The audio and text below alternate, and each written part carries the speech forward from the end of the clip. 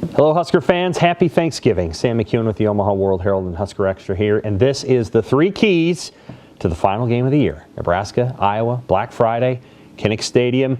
Lots on the line for the Hawkeyes. They can win the Big Ten West. Nebraska doesn't have a ton on the line at 3-8.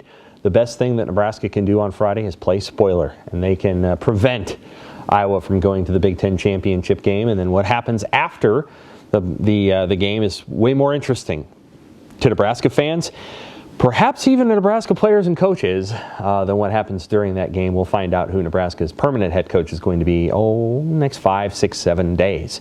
And so this is one last chance at glory. I thought Casey Thompson put it really well yesterday when he said, he told the leadership group, this is the last time I'm going to play with this group of guys. And he made a good point. Like, a team is basically set from the time that August begins until the time that November ends or December ends. There's just that group of guys in the locker room and on the field. They kind of get to know each other, and they have an identity. And this group of players is going to play one last time. After this, it's going to be a bunch of different faces. I don't think you're going to see Casey Thompson back. I guess I'd be a little surprised if you did. And you're going to see some other guys go, and you're going to see some other guys come into the program from places that we don't even know yet. And so this is the last one. Nebraska has not beaten Iowa since 2014. How do they do it on Friday? Well, they're a 10-point underdog or thereabouts. How are they going to pull it off? Well, let's go to the key number one, and that is peak patience. Here's the deal. Iowa is a team, a defense in particular, that makes you be patient on offense. They bend just a little. They rarely break, and teams get impatient. That's why they turn the ball over. They are not always satisfied with getting first downs against Iowa. They're not always satisfied with having to get to midfield and punting. They press the issue, and when they press the issue, they make mistakes. Iowa is so good on defense at preventing big plays, and they're so good at not making mistakes. Doesn't mean they're flawless. And if you're patient, you can move the ball on Iowa, and you can do some things against their defense. But Nebraska has to be patient. They have to hold on to the ball. They have to value first downs. They have to find a way to move the football with knowing sometimes they aren't going to necessarily score touchdowns. For what it's worth, Scott Frost actually moved the ball pretty well against Iowa. His teams did. They scored, 28, 24, 20, and 21 points. Now, you think, that's not very many. But in reality, Iowa gives up less pretty much every season. So Nebraska did better than average on offense. But they would commit costly turnovers too. And that's the part that Nebraska has to try to avoid on Friday. Do I think Nebraska can score 17 to 20 points on offense? Actually, I do. I think it's possible. Iowa is not as dynamic a defense as Wisconsin, and not as fast as Ohio State, not as dominant as Michigan. But I think you've got to be patient. And Iowa does a great job of taking advantage of your mistakes. They might be the best coached defense in the Big Ten and also in the country. So be patient. Key number 2, side dishes. Right? So this is Thanksgiving theme, right? So the best thing about the Thanksgiving dinner is usually not the turkey or even the ham. It's usually the side dishes. I kind of like dressing or stuffing, as they call it, and a little bit of sweet potato casserole. That's me. But what I mean by here with the keys is Nebraska's got to find a way to get some yards from guys that maybe aren't necessarily the main players, whether that's tight end Travis Vokalak or that's Chancellor Brewington or getting Gabe Irvin out in the open, bring Jock Yant in and getting 15 rushing yards there. Little side dishes. You've got to find a way to free up some guys on offense, get them the ball, be comfortable with getting 7 and 9 yards. And then on defense, you've got to find a way to maybe create a blitz where maybe Isaac Gifford from that safety spot is coming forward. And you feel good about a one high safety look because Iowa doesn't have very many dynamic players. And they won't have tight end Sam Laporta, which is important too. You find a way to get a guy loose and get a big tackle for loss for a 7-yard loss.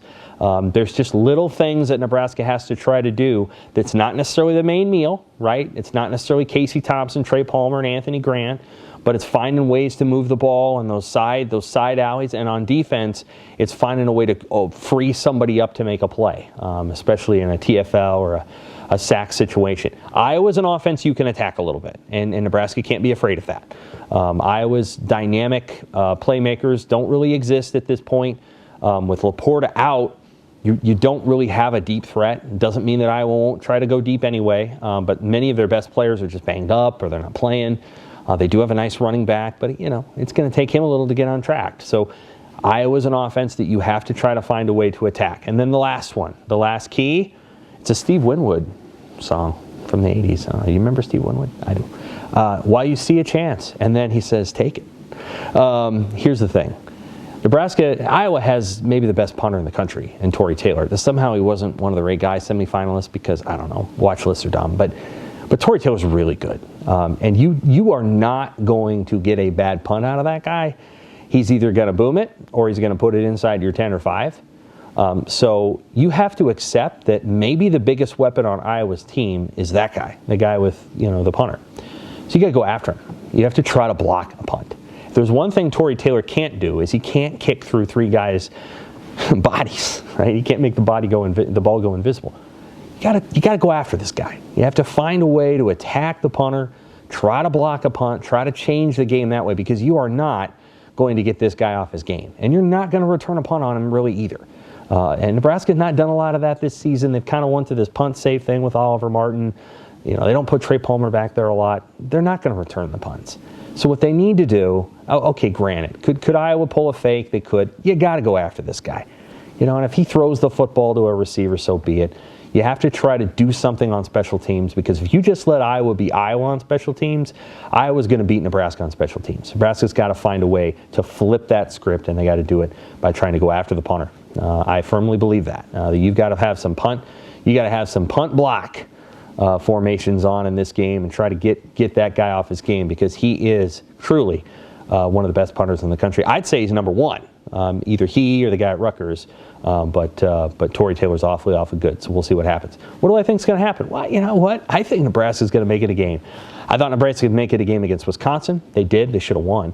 And I think they're going to make it a game against Iowa. I think the challenge, obviously, playing in Kinnick Stadium isn't easy. It's a tight stadium, good crowd. Maybe not as big of a crowd as they would have for another game, but it'll be a tough environment. Nebraska's going to have to find a way. I do think it's going to be very close. I think it's going to be kind of a coin flip game. At 17-16, one way or the other. I don't know exactly who's going to win, but I think Nebraska's got a puncher's chance. And Iowa, if they win, they go to the Big Ten West Championship. They will celebrate heartily on their home field, and their fans will too. But if Nebraska pulls off this win and they spoil Iowa's chances and they hoist the Heroes Trophy, that'd be a really cool parting gift for interim coach Mickey Joseph if he doesn't get the head coaching job. All right, that is our 3 keys for this week. We're not going to have another 3 keys this year because this is the last game, but maybe we'll talk in the offseason, the 3 keys to getting to a bowl game, since Nebraska is not going to go to one. All right, Husker fans, I'm Sam McKewon with the Omaha World-Herald and Husker Extra.